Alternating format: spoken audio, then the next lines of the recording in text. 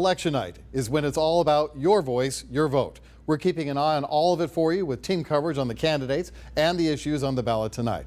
Let's start with what everyone is talking about, legalizing marijuana in Arkansas. Not just medically, which is currently the law, but also recreationally.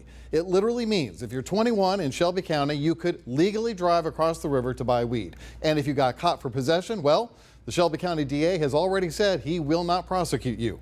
The results still coming in, but so far here's how it stands. This is issue 4 on the Arkansas ballot. 22% of precincts reporting at this point, but so far most Arkansans are against this measure, 57 to 43%. We'll keep an eye on it because we don't know where those other remaining 80% of the precincts are coming from. But we know they're watching it in West Memphis, where our Brad Broders is live for us tonight. Brad, what are they saying where you are?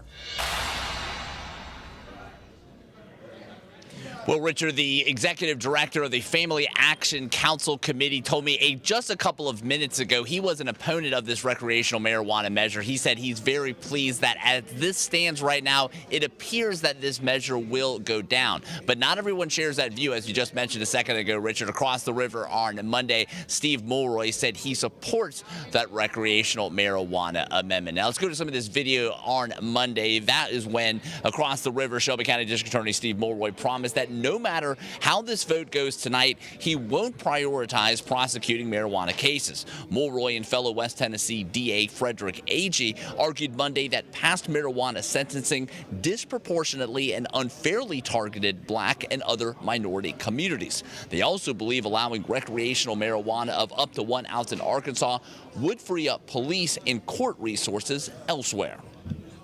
Whether it's marijuana that is sourced and obtained on this side of the river or on the other side of the river, my intention is the same, and it's the intention that I spoke about quite openly during the campaign.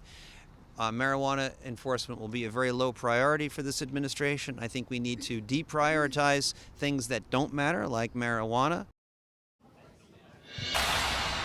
Now, again, a long way to go on this vote, but as it stands right now, the numbers really haven't moved in the last hour or so. They've been anywhere from 57-43 to 59-41, not moving a lot.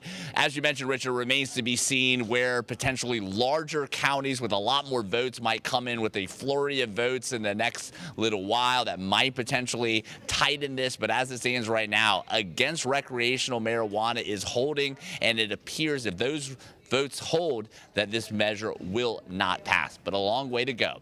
Live in West Memphis, I'm Brad Broders. We'll have more coverage on some important races happening in Arkansas, but let's turn to Tennessee for a minute. Governor Bill Lee running for re-election and was quickly declared the winner tonight. His margin so big. Democratic nominee Jason Martin never really able to make it much of a contest. You see how much Bill Lee is winning there. Now, every 2 years we elect a new Congress, but not in the Mid-South we don't, apparently. In District 8, incumbent Republican David Kustoff appears to be easily sailing to another 2 years at the U.S. Capitol, representing the Memphis suburbs and the rest of West Tennessee. He will also likely be part of a new Republican majority that will include a new House Speaker. It's really, really satisfying to get a big, decisive victory tonight. We've been going around West Tennessee, the 8th Congressional District, talking about the issues, and maybe more importantly, listening to our constituents, what their concerns are, and it's just like what we've been talking about for the last 8-9 months. It's the economy, it's inflation, it's crime. And this means longtime Memphis Congressman Steve Cohen, who also appears to be headed to victory representing District 9, will be a part of the Democratic Minority Party. Right now, he is in the lead, 72 to 25% over his next nearest challenger, Charlotte Bergman, the perennial candidate. Also here in Tennessee, voters voicing their choice on 4 possible amendment changes to the state constitution. From unions to slavery, they could have major impacts on state laws moving forward. And our Rudy Williams is here in the newsroom to break it down for us. Rudy? Hey, Richard. Well, we've been talking about these amendments for a few weeks now and what they could mean for the people of Tennessee. So let's take a look at where the numbers stand right now. Amendment 1 would add a right to work law to the state constitution and could impact unions in the future. Now, if passed, you could not be fired for joining a union or attempting to join one. Right now, that's getting by with a yes by 69% of the vote, with 67% of precincts reporting right now.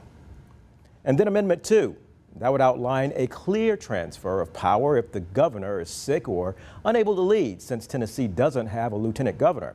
That legislation appeared to have some support from both sides of the aisle. Right now, it's got 75% of the vote, with 34% of precincts reporting right now. So now let's move to Amendment 3. That changes the language in the state constitution to get rid of what some consider a, quote, slavery loophole. Now, if passed, slavery would no longer be an accepted form of punishment for convicted felons.